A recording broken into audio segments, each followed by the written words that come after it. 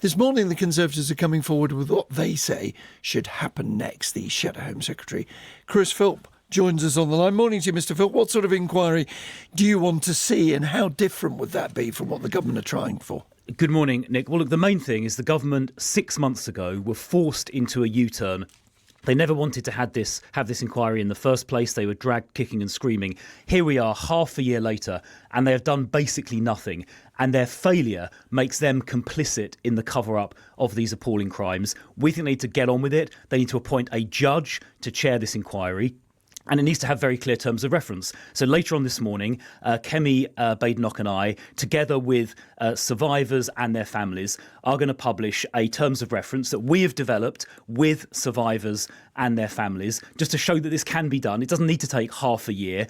And the terms of reference we have developed make this a statutory inquiry, meaning the inquiry can summon witnesses, it can compel the production of evidence, it will specifically investigate whether public bodies covered up these appalling crimes simply because the perpetrators were mainly of Pakistani origin, and local councils and the police in the past appeared to be more interested in so-called community relations than they were in protecting the victims, who were predominantly young, vulnerable, white girls. But forgive me, there was no disagreement with the Home Secretary on that at all, Mr. Philp. She says she wants to look at those issues too. The issue really is whether you can get all survivors to agree.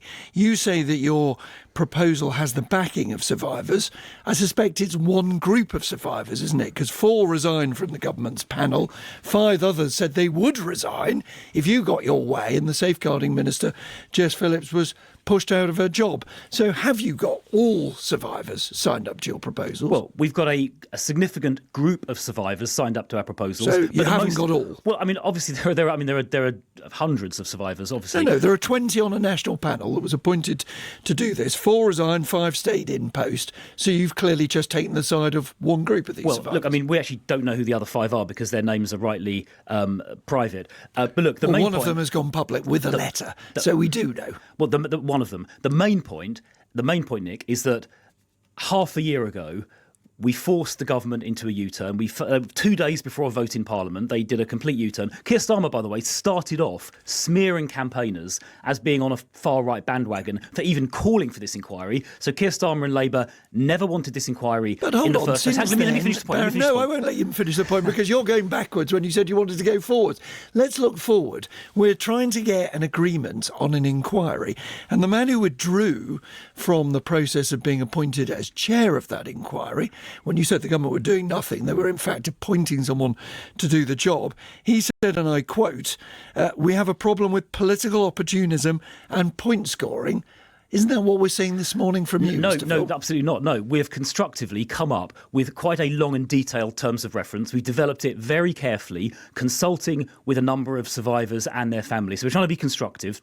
The real point But is you haven't achieved the goal of bringing all survivors together, which is the problem, because they have very different views we have brought about together, whether to have a narrow inquiry or a wider inquiry. We've brought together all of the survivors that we have been and their family members and supporters that we have been able to contact, which is a fair number. The main point is that it should not have taken half a year to get this far. The government have failed abjectly, dragging their feet, not gripping this issue.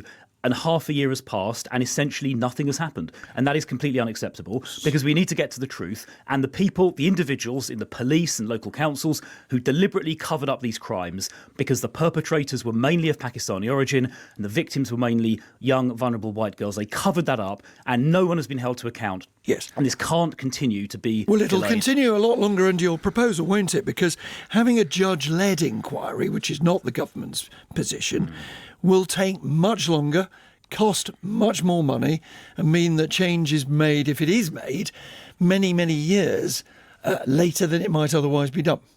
Well, I don't accept that a judge-led inquiry does need to take years and years and years. I know in the past some public inquiries have gone on shockingly long.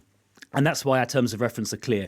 This should be done in 2 years, unless there is some particular reason, like a criminal investigation, that causes the inquiry to be in part suspended while a criminal investigation proceeds. But that aside, it should take 2 years, and it should get to the truth quickly and make sure that those people who covered up these appalling crimes for reasons of so-called racial sensitivity, get held to account and, frankly, prosecuted for misconduct in public office. We need to get on with this, and that is not currently happening under this government. They are effectively complicit in the cover-up by dragging their feet.